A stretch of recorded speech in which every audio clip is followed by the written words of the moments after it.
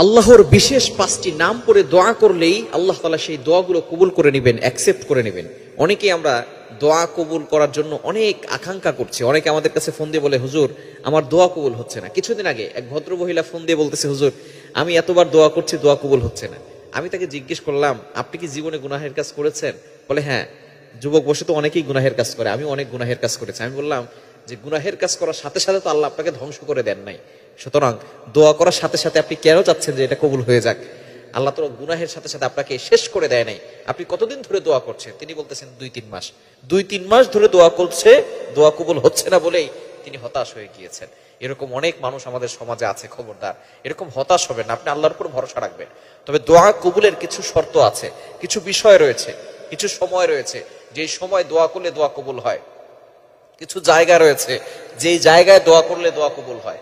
আবার কিছু নিয়ম রয়েছে, এই নিয়মগুলো মেনে দোয়া করলে অবশ্যই আপনি দোয়াগুলো আল্লাহর কাছে অ্যাকসেপ্ট করাতে পারবেন। বিশেষ করে যারা হারাম ভক্ষণ করবে তাদের দোয়া কিন্তু আল্লাহ কবুল করবেন না। যারা ইনকাম সোর্স যাদের হালাল নয়, হারাম, তাদের দোয়া কিন্তু আল্লাহ তাআলা কখনো কবুল করে না। এবং অবশ্যই আল্লাহর প্রতি ইয়াকিন, আল্লাহর প্রতি ট্রাস্ট, আল্লাহর প্রতি বিশ্বাস আপনার থাকতে হবে। এভাবে যদি আপনি আল্লাহর কাছে দোয়া করেন, অবশ্যই আপনার দোয়াগুলো আল্লাহ পাক রব্বুল আলামিন অ্যাকসেপ্ট করবেন। আল্লাহ তাআলা আপনার দোয়াগুলো কবুল করে নেবেন। আল্লাহ পাক রব্বুল আলামিন নিজেই পবিত্র কুরআনুল কারীমের ভিতরে বলে দিয়েছেন, 9 নম্বর পারা 13 নম্বর পৃষ্ঠার 4 নম্বর লাইন, সূরা আনআমের 180 নম্বর আয়াতে আল্লাহ বলছেন, ওয়ালিল্লাহিল আসমাউল হুসনা ফাদউহু বিহা।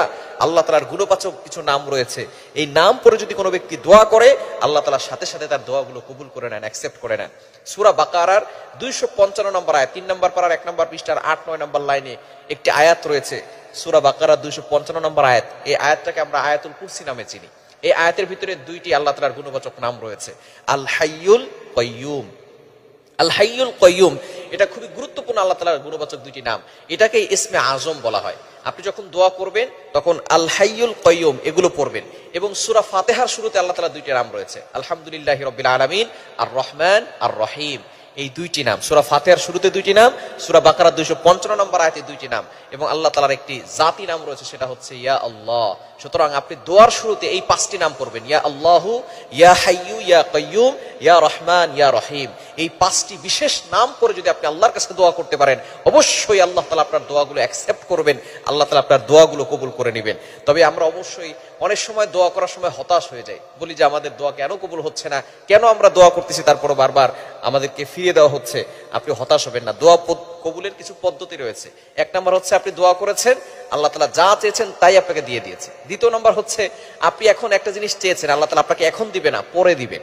3 নম্বর হচ্ছে আল্লাহ তাআলার কাছে কিছু চেয়েছেন, আল্লাহ তাআলা এখনো দিচ্ছে না, পরবর্তী সময় আপনাকে ওই জিনিসটা দিবে না, ওর থেকে ভালো কোনো জিনিস যেটা আপনার জন্য কল্যাণকর সেটা আপনাকে দিবে। 4 নম্বর হচ্ছে আল্লাহ তাআলা এখনো দিবে না, পরেও দিবে না।